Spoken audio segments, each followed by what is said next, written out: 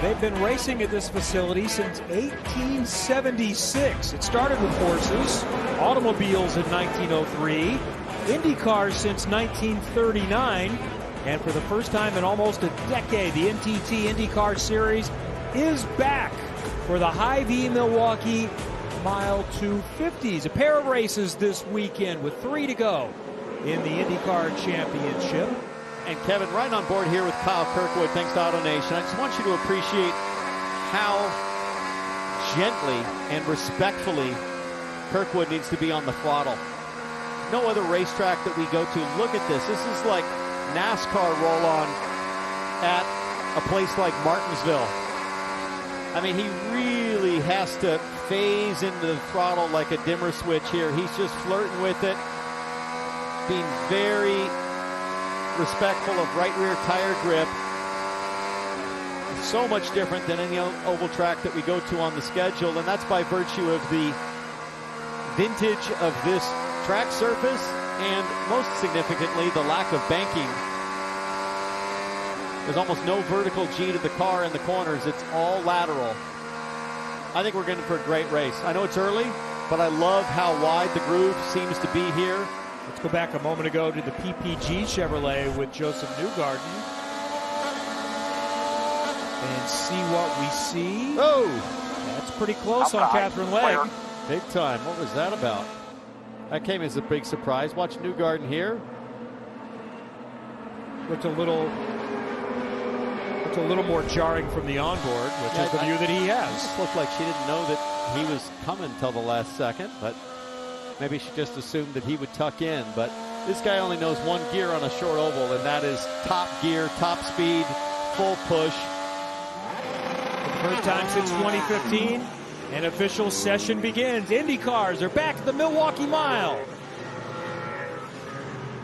I think a lot of it depends on how much ride control you need to get through the bumps. It's a little bit different than, say, what you would do at Indianapolis, or a lot different because you've got to think about the heave of the car crossing the seams and spring rate and damper settings for dynamic ride control. It's not just a billiard smooth surface as we saw Will Powers on board earlier, but just watch the hands here on Alex Palou. He's working pretty hard, even though he's up on the high line where supposedly they're getting a lot more grip now.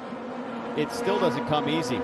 Georgia, what are you hearing about Rinus VeeKay? Well, Rinus VeeKay has been on a tear lately, 4 top 10s in a row, and then an 11th in Portland. Let's hear what his team is telling him. Not a lot of rubber building on any particular line. Some guys are hanging out on that slightly wider line, belly on the way into one, and some are sort of the mid line just coming off a little bit, so you can just play with it. So just some coaching from team on where the grip might be as it changes throughout this practice session.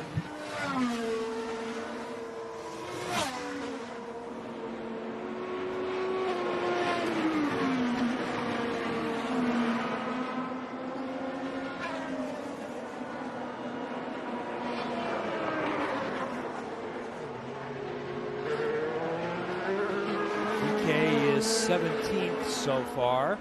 And in fact, just turned his fastest lap just a moment ago.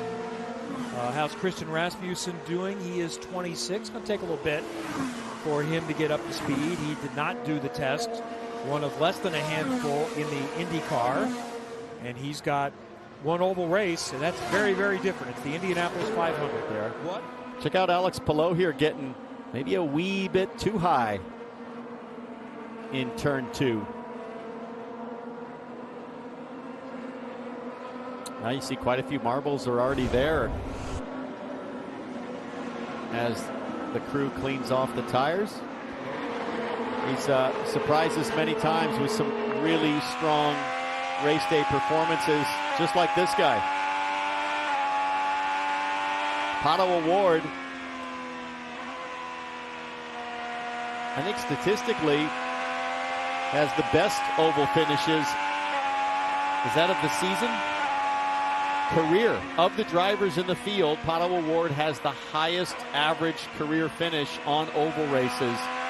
Thanks to Russ Thompson for that stat during the week.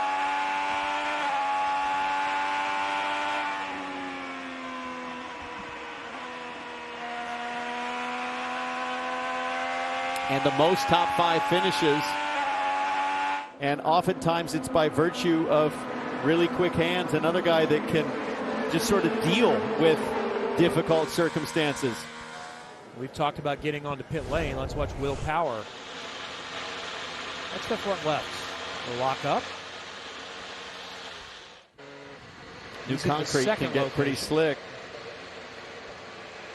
That's common with the asymmetrical geometry of an oval setup, the small contact patches when you're all cambered over. You know, once you get those chemistries clicking, they're something you really never want to mess with.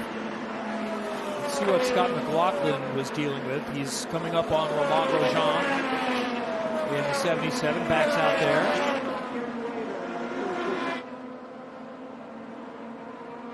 Potentially a little more frantic inside the cockpit. How big of a deal is that there? Look at the marbles flying. That shows you just how dirty it was offline. Let's tell you something. Oh, dicey. Yeah. Exactly what happened to Alex Palou earlier. So with every lap, that groove becomes that much more of a drop-off between the clean racetrack and the dirty racetrack. Well, you guys talked about the marbles a little bit earlier, and after the low-line session, Christian Rasmussen actually had to get out of his car and wash his eyes out with a water bottle because he got so much dust and marbles going into his eyes from that session. So it just puts it into perspective a little bit. It's not clean out there, and they're battling, you know, other things that just you might not see on the big scheme, but, you know, it all makes a difference.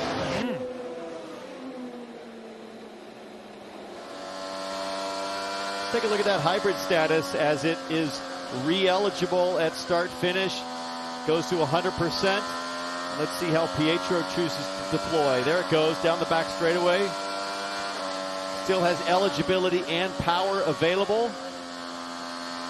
It's almost back. In fact, all the way to 100. Going into turn 3, he deploys. And then when it goes gray is when you lose the eligibility, meaning you've used all of the kilojoule per lap that you're allotted for this event.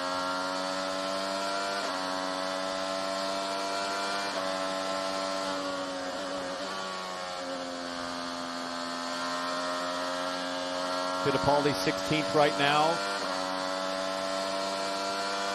Quick time of a 23.9. In fact, that was his quickest lap, that last lap. He's done 47 in total. And he checks up there between 1 and 2. Must be coming in.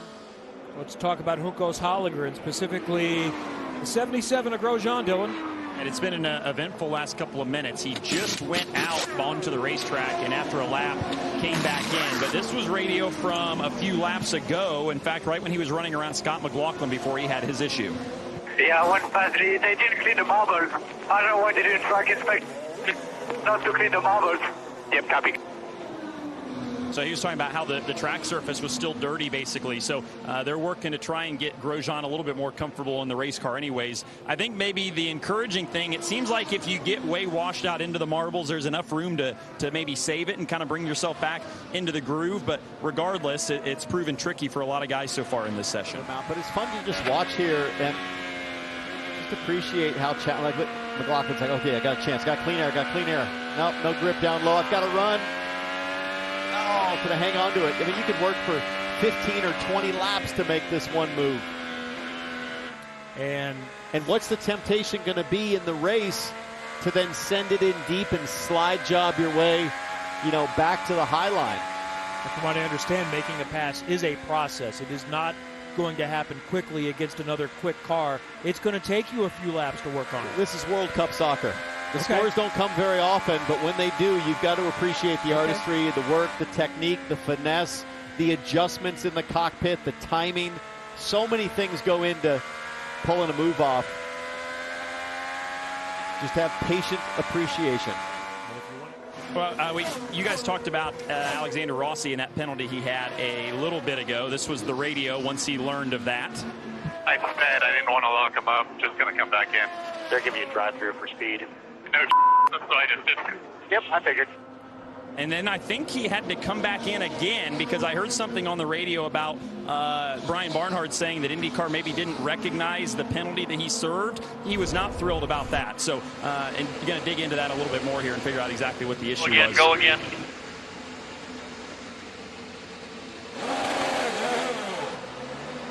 Why? They didn't count the first one as your drive-through. You plan it. There it is. He was not very happy. Complete for the Arrow McLaren driver, and seems like dark clouds have moved in, at least by the exposure setting of Pato's onboard. And boy, old ninja hands getting to work early in practice. Pretty big correction there across the middle of 1 and 2. Track temp is only 96 and ambient is 82. Look at this guy. He's catching it, Kevin, every single corner. See if it happens again here. Box. Yeah, maybe that was a little too much for comfort. Well, and here are the two in the championship fighting for it. Below with the big advantage, plus 54. Will Power said, I have to finish in front of him. That's what his plan was at Portland, and he just barely did. Pillow finished second.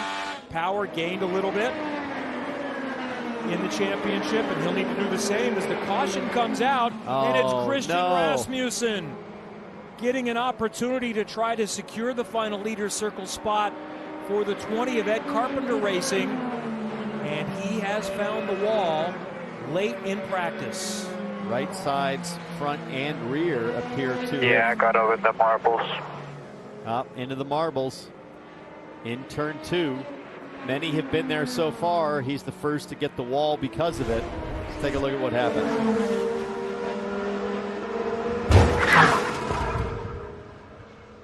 No chance. Got in high.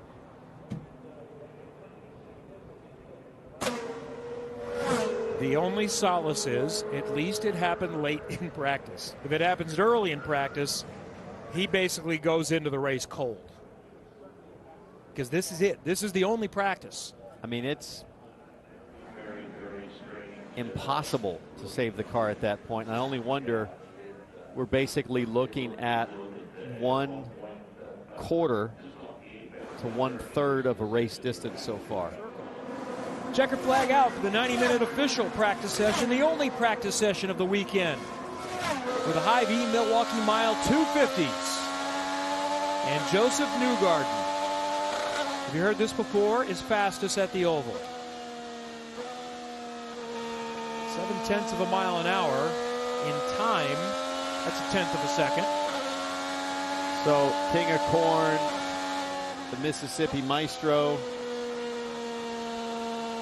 What is he here? I don't know. The Master Brewer?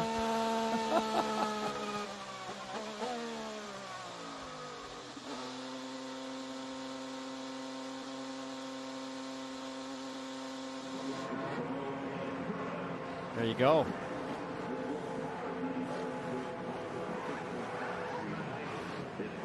Let's take a look at results from this one and only practice back at the Milwaukee Mile after a long layoff. Penske, Ganassi, Arrow McLaren, Meyer Shank. So a lot of people have talked about how do the Ganassi teammates and the Penske teammates not realistically in the championship focus on this. I think their philosophy is, well, we want to finish as well as we can to take away points from the other team. Don't even worry too much about giving up positions. It just, if you're Scott Dixon, you can help Alex Palou by winning the race and making sure Joseph Newgarden, or making sure, I'm sorry, that Will Power does not. Tough trend there for Ray Hall, Letterman, Lanigan. All three teammates, 22nd, 23rd, and 24th. After a lot of laps in practice, Connor Daly settling in there in 25th. Simpson and Legg rounding out the charts.